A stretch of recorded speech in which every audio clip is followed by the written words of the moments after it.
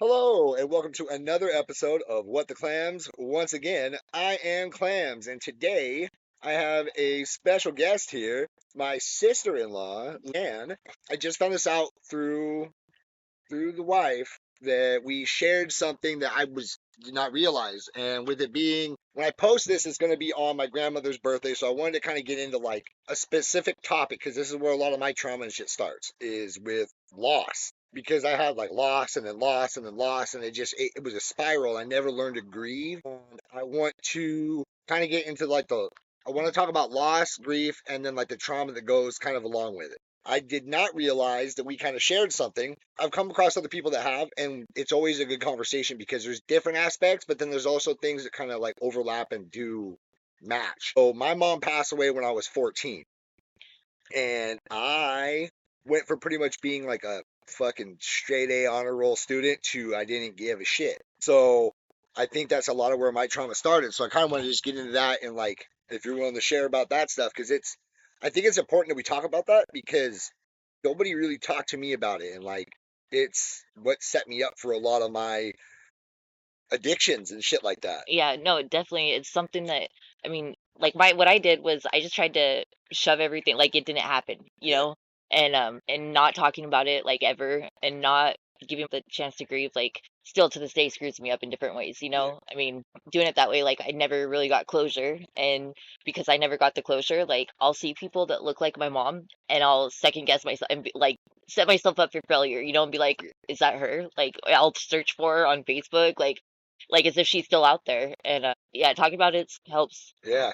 I I've had dreams and like there's some of my most vivid like lucid dreams of like my mom being alive and there's like a weird repetition to it where it's never the same but there's like an underlying tone. My mom's there, I'm talking to my mom and then like one of them like a nuke drops. Like we were at like the grocery outlet and then like a nuke drops and I wake up and I'm on top of the car and like the city's flooded and like there's a helicopter and then there's another time where we were at like a baseball game and then like really big storm hits and then like a tree falls and then she's gone. It just kind of has like a repetition of like something tragic happens and I don't know what the fuck's happening and then she's gone. So like there's definitely something there internally in the head. So that's crazy you say that, because I used to have, and sometimes I still have them, but I used to have the same dream after it happened every night. And it'd be the same dream but a different setting, Yeah. and I'd be searching for it, and like I could hear her calling my name or calling, for help, and there's just always like shit in the way. There'd be like I was in the middle of the woods and I can't,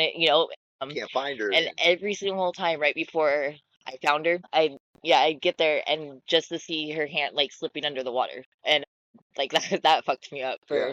but that's weird that the dream thing, I thought I was the only one that had Yeah. And dreams. see, and that's kind of why I want to talk about these kind of things because like there is overlapping similarities. And so one of the things too is with my mom passing away, it was kind of like what destroyed my family in a way. I won't want to say destroyed it, but like family is not the dynamic is not the same anymore.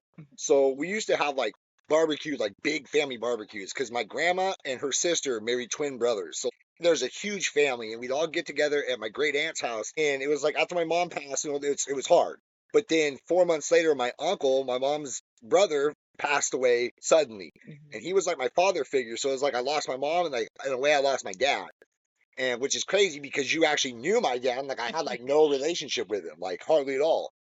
And from that is when I think that's what really.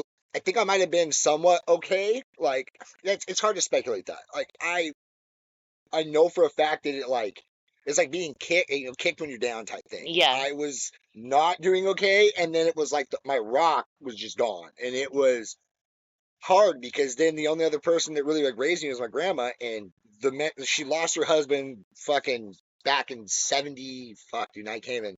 That's the thing too is I have spotty like blotches of memory. Yeah. I don't remember.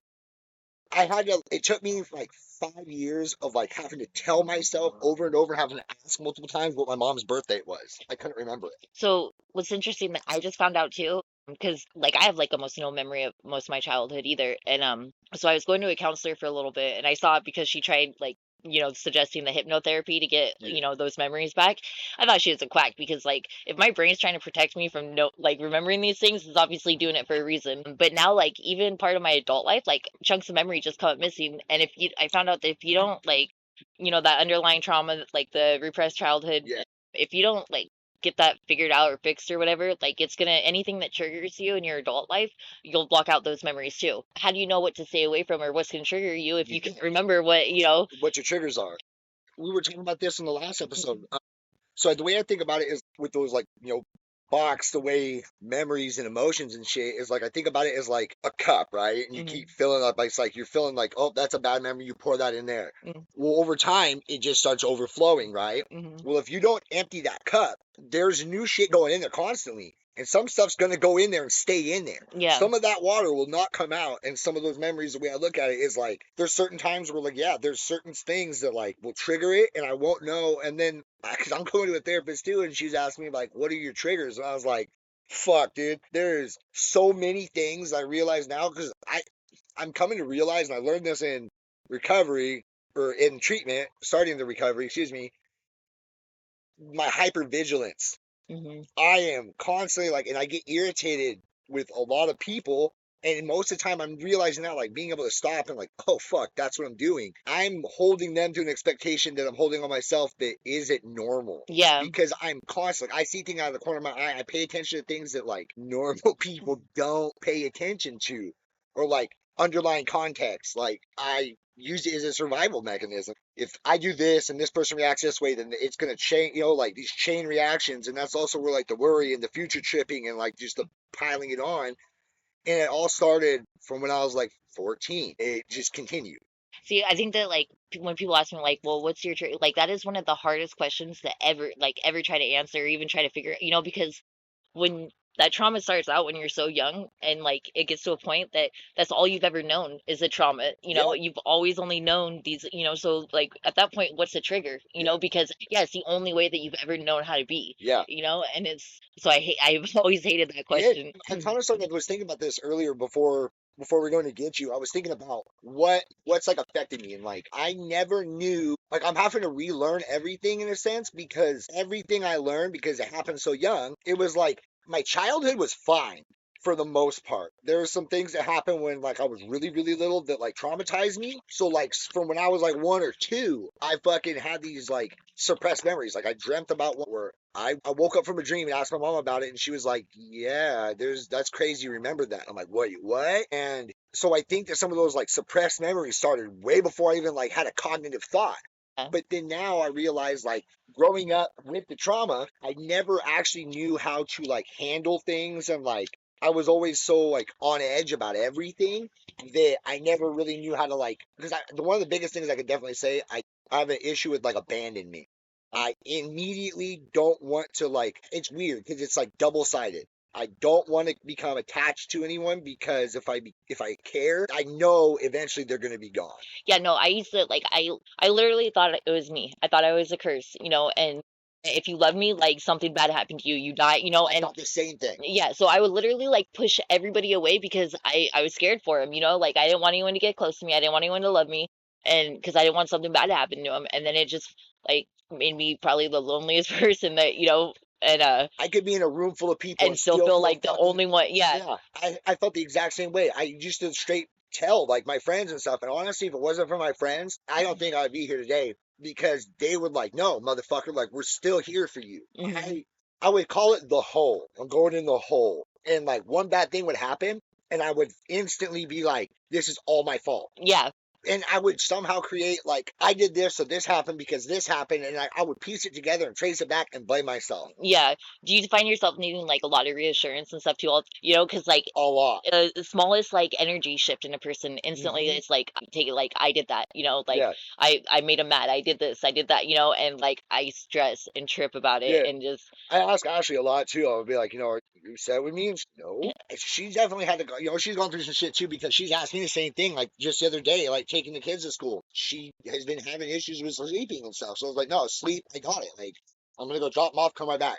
And she messaged me on the way there and was like, are you upset with me? I'm like, why would I be? She's like, well, I didn't get up. And I was like, no, I told you to go back to sleep, but you're like half asleep. So remember, but that's where like That's why I right. love you guys together. Like I said, like I've said this, I don't know how many times. I could not have found a better person for if I went and picked him, like because you just offer, and it's probably because you've been through it yourself too, and no trauma, That's and so yeah, you're. I never thought I was gonna get married, to be honest. I made like a fucking deal. Like shit. I honestly, right before I met, I got like known Ashley since I was a little kid. I had a huge crush on her when I was really little. I used to ride the bus with her. But I had literally just made a pact with someone. Like we're just gonna be man whores. Like I'm not gonna fall in love again. I don't give a fuck. And then her and I went and hung out, and I was like, shit, dude. Like I want to see where this goes. And then now we're married, and that's the thing. Like I said, so this is the reason why I want to do the whole podcast. The whole reason. So it's trauma and mental health. That's one on one, but that's tied in with the addiction. So when I Mhm. went to the fucking treatment center and they're talking about all these things, I was like, dude, all of this goes deeper and it goes farther back, even before the addiction. Long before you, I think it even started before my mom passed. When I start thinking about it deeper, is like my dad was a lot of it, to Mhm. be honest, I'm sure, because yeah.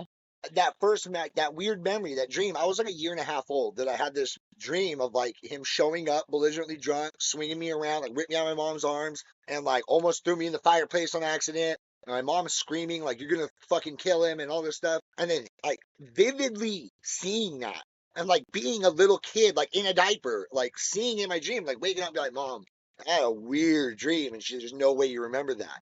It's a fucking deep suppressed memory. Yeah. I think that's where my mind already that fucking bottling those things up, and then and I'm not, so I want to ask this because I don't want to come off like it's sexist, because that's what I want to ask. That's what I Mhm. want to get to the bottom of it. As a guy, I don't want to talk about, I never wanted to admit that I was scared. I've been scared since I was 14. I don't know where I'm gonna eat. I don't want to sleep. Even when I was with family and stuff like that, my fucking cousin did everything he could for me. At 25 years old, he stepped up and was like, "I'll fucking take him in," and he did Mhm. everything he could for me. And it's not, he did nothing when I had to go back to my grandma's house. It was a choice because of some other things that happened, and I needed something that was like, like something I knew. I needed Mhm. to go back to something, and I've not been able to until literally this year. I haven't been able to like openly say like, yeah, I did all those things because I was scared. I was shoving everything down with drinking, the drugs, and then after a while it was like, oh no, I like lied to myself. I'm doing it because I'm being social. This is what we do. And it's so out there, like you can't watch any sporting events. You watch TV, you can't listen to a radio, you can't listen to music without it being about drinking. What I think is weird, you know what fucking genre does not talk about drinking like hardly ever? Uh-huh. Is rock. Oh, you're right. Like Actually, it especially like doesn't. death metal, they like hardly ever talk about drinking. Like there is some songs, don't get me wrong, but like that versus like rap or fucking country. Well, I mean, I guess I can say like I don't really know what they talk about in death metal because I can't understand a single word they say, but But yeah, I mean it's, to me, I think that my biggest want is to find other people to ask about it, because as a guy, I never wanted to admit, because you're always told like be a fucking man, quit being a pussy, Mhm. don't show emotion. Even though I did my own ways, but like a lot of it, because anger is just a secondary emotion, is usually a Exactly. cover up for fear. Yeah. And that's exactly what mine was. And I was an angry motherfucker. I was mad at the world. I went from being mad, like, why is my dad, who's a heavy fucking addict, who's never been there for me, why is he alive? My mom that did everything for me, why is she gone? And like, I was like, there's no God, there's no this. Even though I'm not like religious now, I'm more spiritual about things, and I have like my own form of like a higher power. I believe in like, the way like I believe like energy. Like if I'm putting good energy in the world, it kind of counterbalances. But I don't believe in the words like good and bad either, Yeah. because you can't have good without bad. Yeah. It's just a judgment of like how to. Well, see, I have the weirdest relationship with God. Like, no, like I don't go to church. I don't believe in religion at all. Yeah, I believe in God, but like, so when you have that best friend that like did you dirty, and so like you're not talking to him, yeah, but like you love him, and you know that like that's still but they fucking did you dirty, so you don't yeah, got that. So that's how it is with God. Like I believe in God, I love God, but like I ain't talking to him. Like he fucking, he took my mom. Because I don't spend a lot of time praying either. Growing up, like I always had like everybody else just always had everything handed to them. It seemed like even my sisters, like I was the only one that never had like anything. Like I didn't have my parents because I mean my dad was alive, but like he made it very clear that I wasn't really wanted. Like I was just in the way. Like happiness just came for just yeah all that. So I used to pray all the time that, I didn't want God to like take away my hurt. Like I just wanted like let me know why I hurt, because for Yeah. as long as I could remember, I've hurt. And he could do that. And then the second thing I ever prayed for was I just want to be able to find my mom's body in time to have a funeral. Yeah. And like those aren't really unrealistic things to ask for, Yeah. And so yeah, so I'm pretty salty with him. I don't talk to him, but I believe in him. Yeah. See, and it's just, I don't know. For me, it like, I had an epiphany when it was one night. They kept telling us, you're going to have like this fucking aha moment. And I was sitting in my fucking little room thing with my roommate. And I was like, Chance, I get it.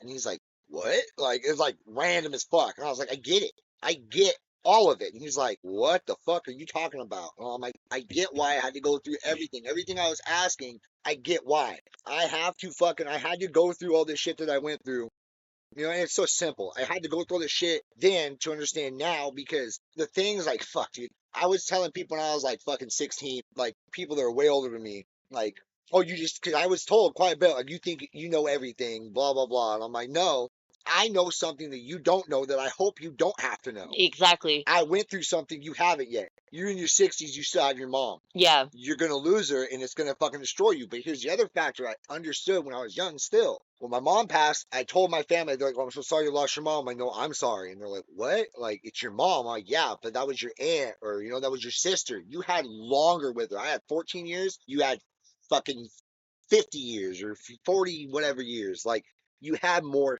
time.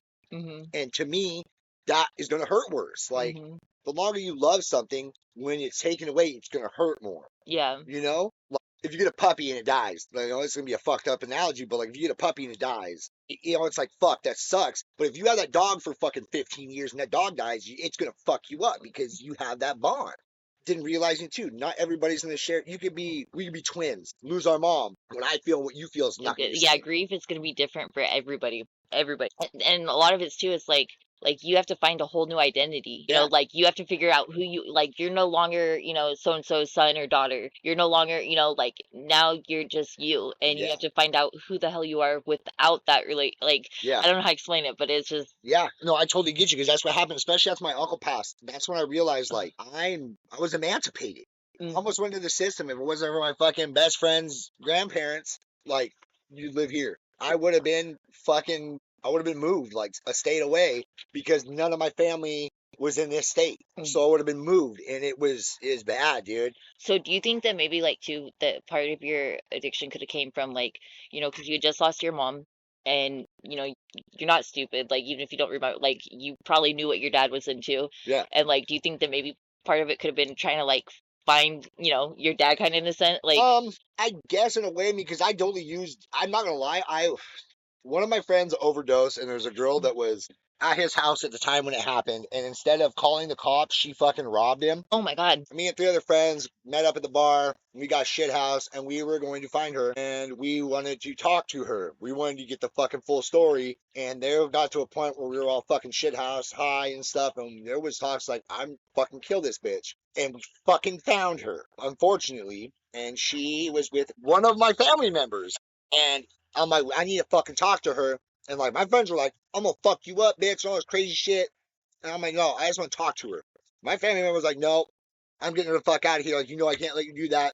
Well, I knew where they were going. So we like rallied up again. Like, hey, you guys go this way. One of them was like, hey, I think they're going to go to this place. Like, you two go that way. Me and this other dude are going to go to my dad's. I ended up doing drugs with my dad, trying to get him to give me info. And like, I used to walk into the area where he was at, and I would just be like, where the fuck's my dad? And like, I would demand drugs, and I get it. It was almost like I used my dad as like a power, like in those senses. Like, I just call myself the Prince of Meth, even though I never really into doing the fucking, like, my fucking drug of choice was cocaine. But there's times where I was like, I can't get it. I'll fucking do whatever. Mm. I went through a phase of doing fucking Molly. I was doing fucking bunch of shrooms, especially in high school, dude. I was like flipping weed for the fucking stuff. And like, it was almost like in a way, I think with my dad, it was more or less like after I got into it, it was almost like I can control it, you can't. I don't know. It's like a weird, like, I wanted to, like, in my head believe I had control, even though he couldn't. Yeah. See, like I asked that because so at first, like when I first started getting high, it was like I knew that like my mom did drugs, and like I never got a chance knowing to know my mom when she was alive that much. Yeah, And so it's like I just wanted to learn about her as much as I could, and what better way than to get high with the people that knew her, yeah, and then after that, like it was like because I never like I can honestly say I never enjoyed getting high. But after that loneliness that I was telling you about before, it's like when you get high, like there's always people around, yeah, and I just kept doing it because I'd rather have my fake friends than no friends because I already felt like really alone, yeah. and it was just crazy. So that's why I was asking if you. Yeah, I mean, I guess in a sense, I mean, I kind of like that's. I've always been like, kind of going back to what you said about like you get to find your identity changes. Like, I went from being, like I said, like my whole life, like 180. Mm, I was super into sports. I was doing really good in school. I was like on fucking honor roll for a lot of things. Like, I was doing really good. And then in eighth grade, it was like, nope, no, like everything. Like, I was fast tracking through things, and then it was just I couldn't do it, dude, because I go to school and I the biggest thing for me is I didn't want to be that kid viewed as the kid whose mom died. Like everybody felt bad for me. yeah, no, exactly. I fucking hated that. So oh God, so I remember like, I mean, I obviously couldn't feel happy, like I didn't feel happy, but like I would just watch other people and like just as for cues to like, okay, this is when I'm supposed to smile, just so I could pretend that I was normal, like they were. Okay, so moms are like security blankets, kind of. That's what, when you're little, like, that's all you need. Like, that's your sense of, and then like you get older and you think you don't want your friends to see, so you Yeah, like hide in a closet somewhere, but you always know where that's at. And then like once you lose that, like, I can't answer a lot of things for my kids. you see, and that's what, okay, that was one of the hardest things about losing her too, is at that age, you don't think about your mom's not going to be there forever, Yes. and then, so there's so many things that I wish that I would have asked her that I'll never know, Yeah. I'll never, who am I supposed to ask about that? My grandma, it hurts her to talk about, Yeah. so everyone just acts like my mom never existed, Yeah. Like my and then, first words when I first walked, like all that kind of yeah, shit. Like I'll have a fucking book down. She got me that's like a dad's journal to like pass down, and like I can answer some of their stuff, and that's part of the reason why me and their mom broke up and stuff. Even if I was there fucking physically, even like later on when I was starting to get the kids in my life again and stuff, I realize now I've never emotionally been there. Never, like everybody's at a distance for a reason because I don't, for two things. I didn't want my fucking tainted fucking soul to fuck them up, and I didn't want to hurt because they're gonna be gone again. yeah, And so exactly, I never really had like I had my friends that honestly I was my fucking support group. If it wasn't for them, I would have been fucked. But like I couldn't connect, and I never.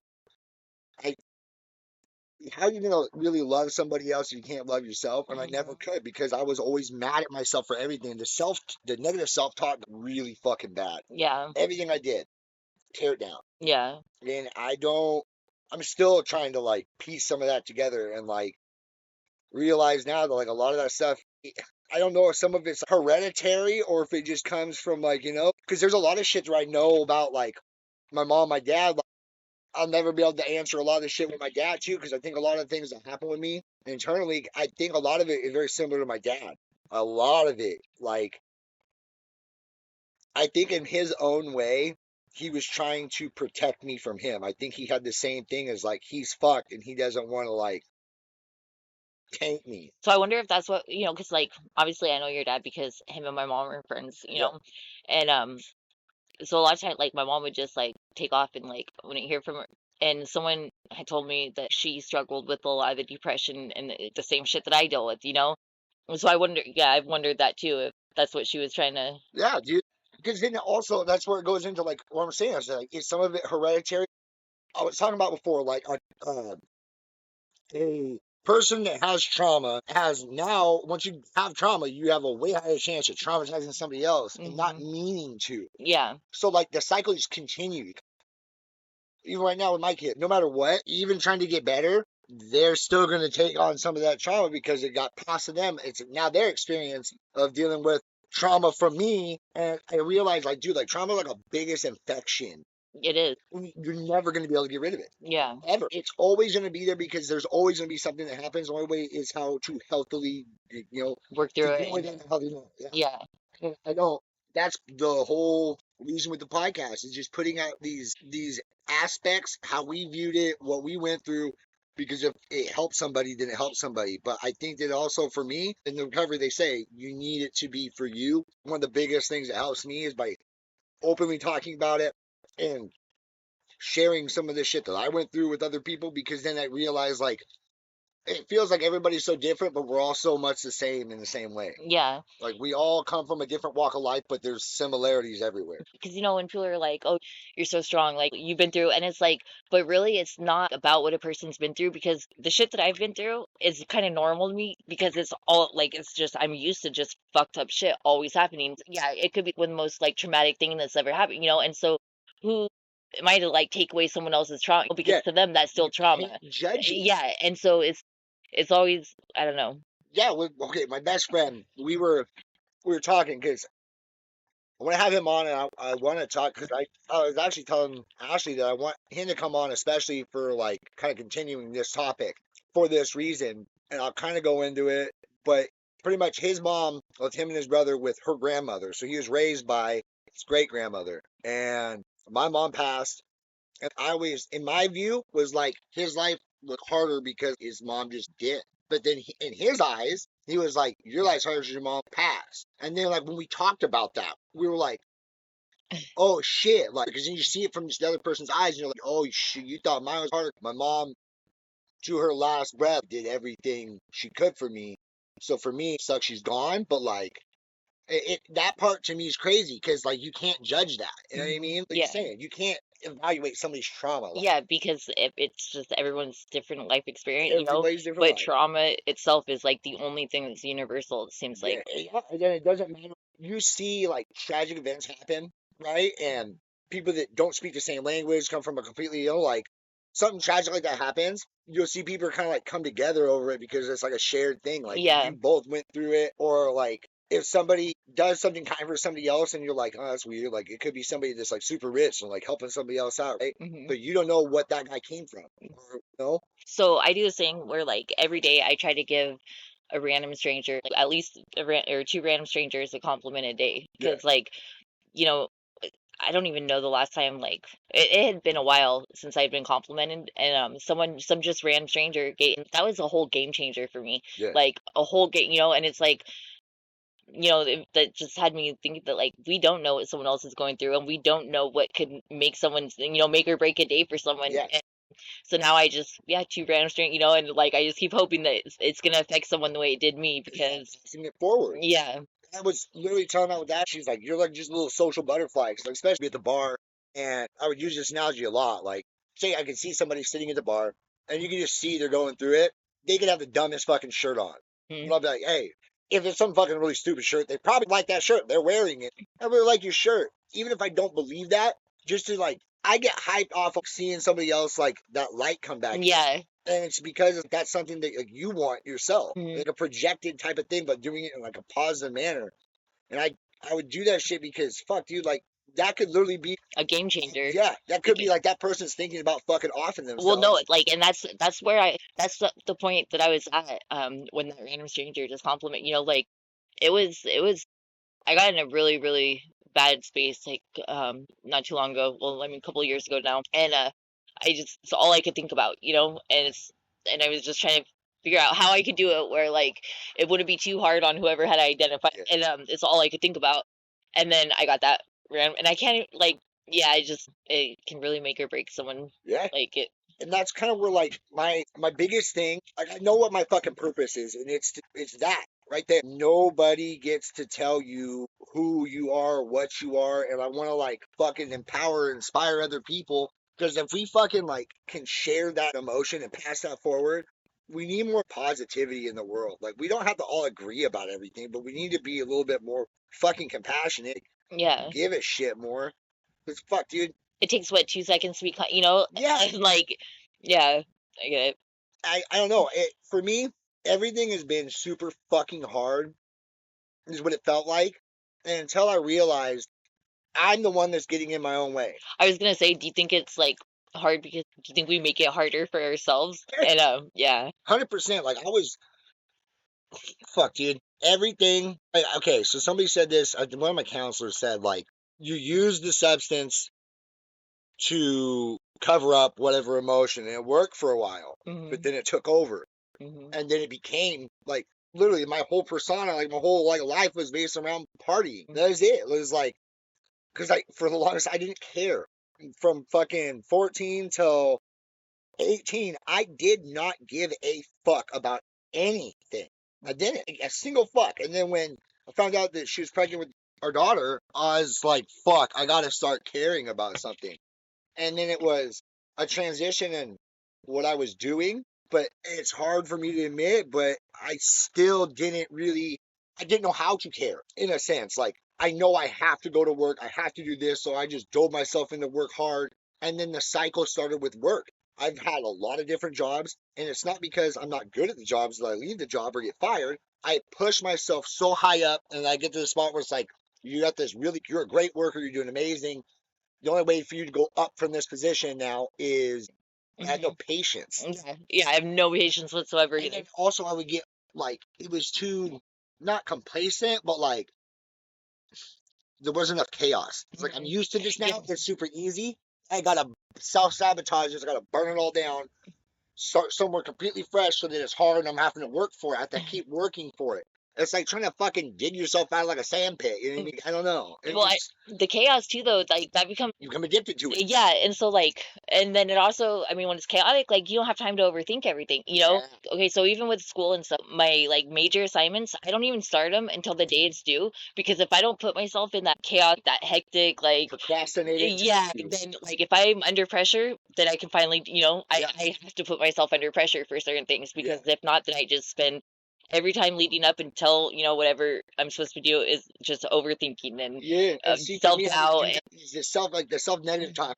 If I fuck up doing something, like you fucking idiot, you know what I mean? yeah. I've been working on it, and I still catch myself doing it, and like, oh, you fucking idiot, why'd you do that? Well, that didn't work. What can we do different next time? And like those small little changes Hmm. make a huge difference. I don't, it's just crazy because you feel for the longest time you're the only one that feels that way, but there's so many other people out there that feel almost Just the like, exact same. yeah. And it's weird too with like the time frame because if I was like five or I've talked to other people whose parents died even younger, and they're like, yeah, I knew they died, but like it's weird because at the age we were at, that's a very pivotal turning point because you're just about to hit puberty and their life's already getting fucking weird, and then that happens Yeah. and your tail spun down, dude.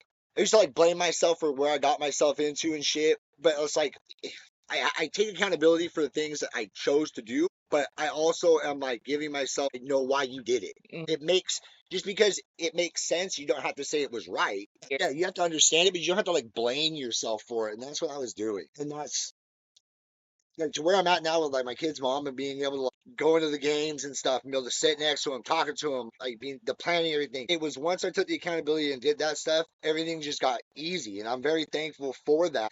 There's a 7 year span of bad things happening to where that's what I'm dealing with now. So 14, my mom passes, 14, my uncle passes. Moving schools, all that's, that's a big fucking part of it. I'm going into puberty with all that. 15, I moved back into my grandmother. She's starting to get dementia. I fucking steal her car. I get put on house arrest. I kind of get kicked out from like 15, kind of bouncing around. At 16, I'm on house arrest.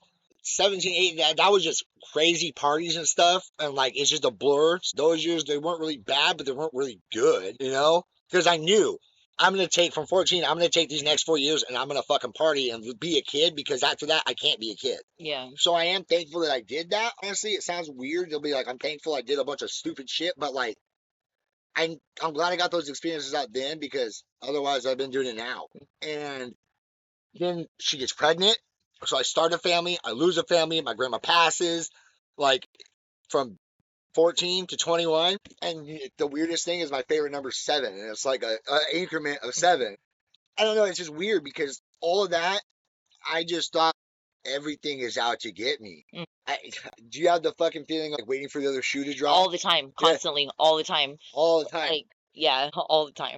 I would say it like I have friends that can come on here and fucking vouch. Spending time at the skate park, something good would happen, I'll be like, where the fuck is it? Yeah, and then when Like looking in the sky, like I'm gonna get hit by a fucking, like Donnie Darko style. Like I'm gonna get hit by a fucking jet engine or something. Like, well, and then sometimes it makes it harder to appreciate the good things that happen because yeah, you think it's a joke. Like you're just waiting for it to be yanked away because, that's all you've ever known. yeah, And well, you there's think such a that, good thing, and you're like, yeah, there's a catch. yeah, like this There's a isn't real. catch. Like good things don't happen to me. Yeah, yeah, no, 100%. That's a good way to put it too.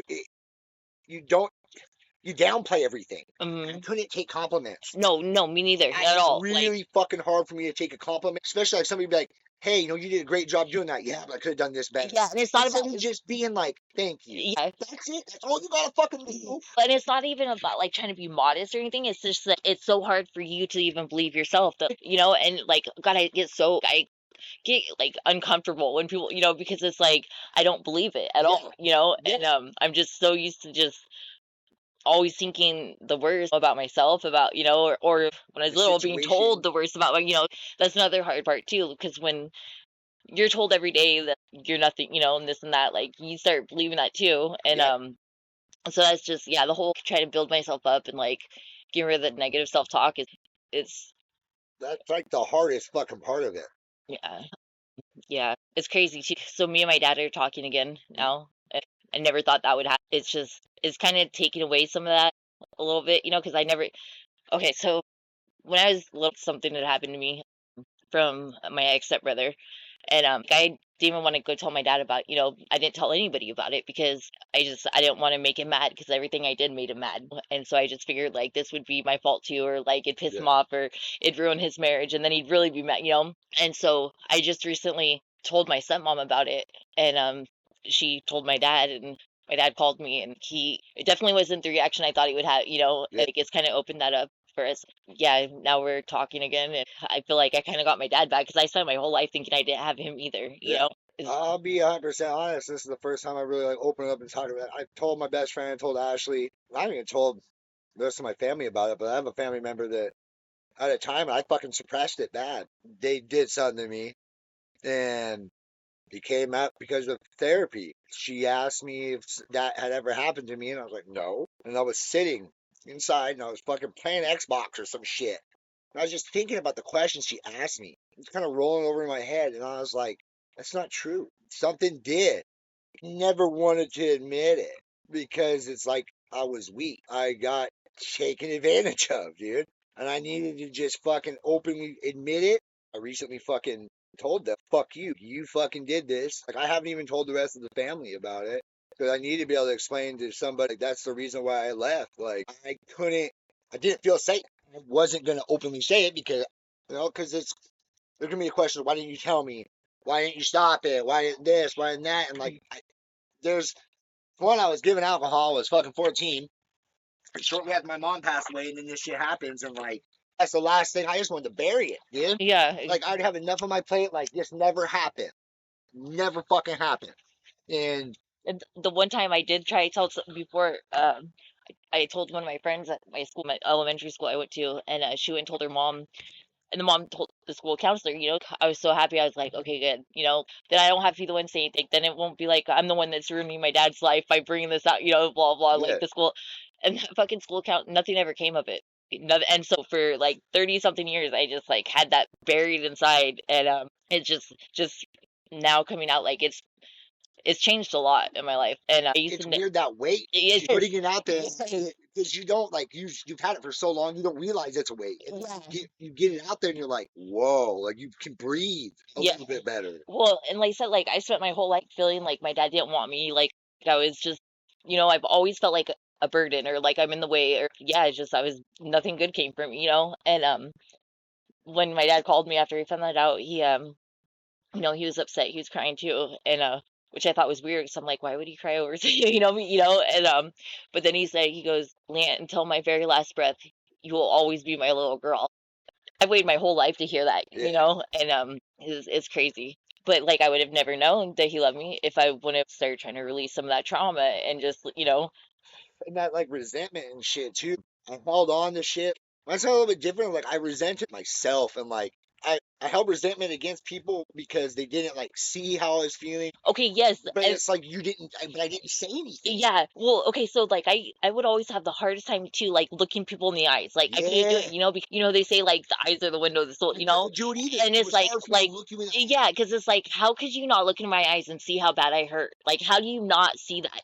And so like I just got to the point where I wouldn't look anybody in the eyes because then I was like giving them an out, giving them an excuse, like, oh, I don't look them in the eyes so they can't see. That to me too was like looking somebody in the eye. I didn't want to cry. Yes. And if I look people in the eye, I had like, dude, after I started actually going through some of my grief, I've been like finally like dumping out. It's been like 5 years of like with my mom and stuff. But then now that I got that out of the way, there's like all these other things. I fucking cry over the fucking most random shit. Yeah, because you hold so much in for so. Yeah. Like sometimes I just miss my mom, and Yeah. I would cry, But like when someone would ask me what was wrong, I could for some reason I felt like I couldn't tell them, so I'd make up something. It didn't seem okay to cry over my mom, or it didn't seem okay to cry. The other thing too is I couldn't do it unless I was trash. Mm. Like I had to get fucked up on something, and then I could let that emotion out. Because in a way, it's almost because for one, you're getting loose, but then for two, it's because I was drunk.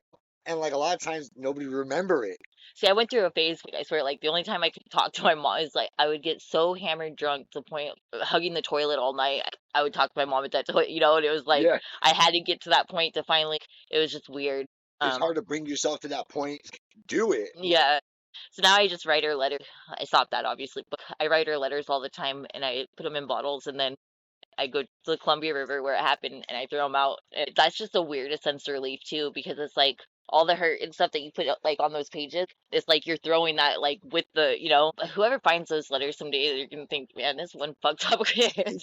Dude, like I've been journaling a lot too. Like I've been kind of writing it like because it's supposed to be for you, but like I'm also I realized looking back into it, I'm writing it also probably for like when my kids find it later on and go through it. It's almost like I'm writing how I feel about the shit for them. It's like I'm writing it for me, for them. It's weird. No, I get it. I get it because It's like writing to a future person. I can't tell those emotions at the moment because I never want to dump everything on my kids. They're not old enough. They're not ready. You know what I mean? They don't need to carry that burden yet.